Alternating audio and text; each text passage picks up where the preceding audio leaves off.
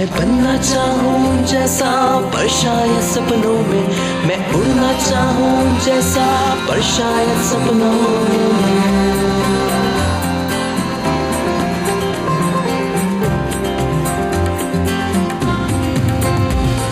सपनों की है उड़ान, काटे बन गए फूल समान, रोक न पाए वो मुझको मुट्ठी में मेरी है आसमां।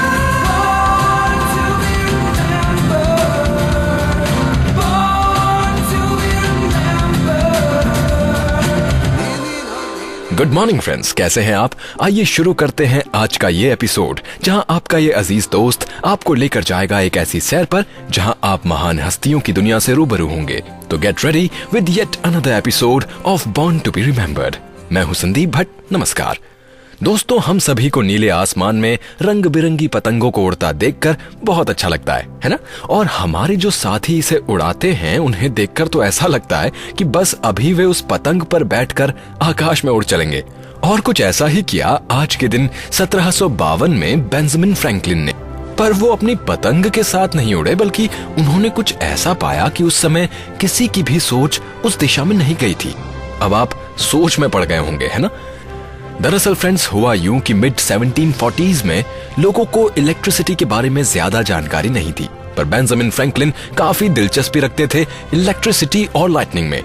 उन्होंने एक प्रयोग करने की ठानी, जिसके लिए उन्होंने एक पतंग, उसका मांझा और एक लेडन जार लिया और चल दिए अपनी पतंग को उड़ाने। फ्रेंड्स, उस वक्त बारिश होने के आसार लग रहे थे, आसमान में काले बादल घिरे थे और बिजली कड़क रही थी। पर जैसे बेंजामिन फ्रैंकलिन को इस बात का इंतजार था, उन्होंने अपनी पतंग को उन बादलों के बीच पहुंचा दिया। बेंजामिन को काफी राहत महसूस हुई जब उन कड़कती बिजलियों के बीच भी उनकी पतंग को कोई आंच नहीं आई। उन्होंने मांझे से उस हिस्से को जो उनके हाथ के पास था उसे सूखा ही रखा, जिससे कि कहीं लाइटनिंग के कारण उन्हें करंट न लगे। थोड़ी देर बाद ही जब पतंग को बिजली का झटका लगा तो उसके असर से उनके पास रखा लेडन जार इलेक्ट्रिसिटी से चार्ज हो गया। पर फ्रेंड्स, बेंजामिन को यह यकीन नहीं हो पा रहा था कि उनका यह एक्सपेरिमेंट कामयाब हुआ भी कि नहीं, या फिर क्या सच में लाइटनिंग और इलेक्ट्रिसिटी का कोई रिश्ता है, और क्या इस लाइटनिंग से उनका लेडन जार इलेक्ट्रिसिटी से चार्ज हो गया है। इस बात की पुष्टि के लिए वो अपने साथ अपने बेटे को भी लेके गए थे।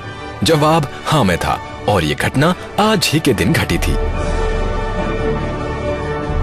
इस घटना के बाद बेंजामिन फ्रैंकलिन ने कई साल लगाए ऐसे ही इलेक्ट्रिकल एक्सपेरिमेंट्स करने में, और जो आज के जमाने में हम सभी अपनी रोजमर्रा की जिंदगी में काम में लाते हैं। मसलन बैटरी, कंडक्टर, लाइटनिंग रॉड, जो बिल्डिंग्स और शिप्स को बचाती हैं।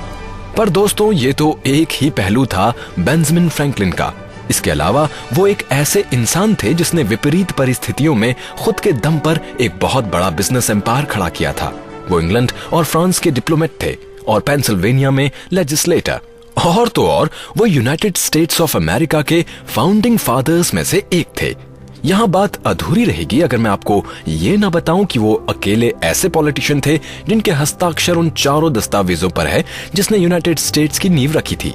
1776 में साइन हुआ द डिक्लेरेशन ऑफ इंडिपेंडेंस, 1778 में साइन हुआ the treaty of alliance with France, 1783 में साइन हुआ द ट्रीटी ऑफ पेरिस, 1787 में ही साइन हुआ यूएस का संविधान। और इन चारों ही दस्तावेजों